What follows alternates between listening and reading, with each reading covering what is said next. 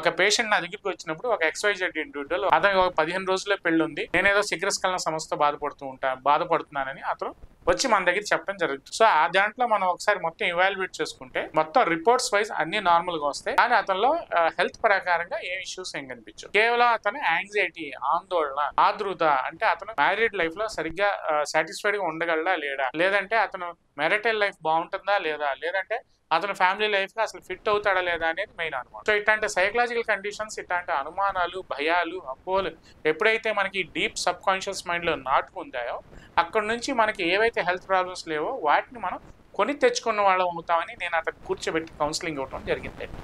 So ఇట్లాంటి ఇండివిజువల్స్లో ఏంటంటే ఎవరైతే సైకలాజికల్గా ఎక్కువ ఇబ్బంది పడుతూ ఉంటారో, ఎటువంటి హెల్త్ ఇష్యూస్ లేకుండా ఎవరైతే ఇబ్బంది పడుతూ ఉంటారో, సో వీళ్ళకి ఏంటంటే first and foremost thing treatment ఇచ్చాము పంపించాము అన్న కాకుండా వాళ్ళకి ముందు కూర్చోబెట్టి కౌన్సిలింగ్ ఇవ్వాల్సిన అవసరం ఎంతైనా ఉంటుందండి.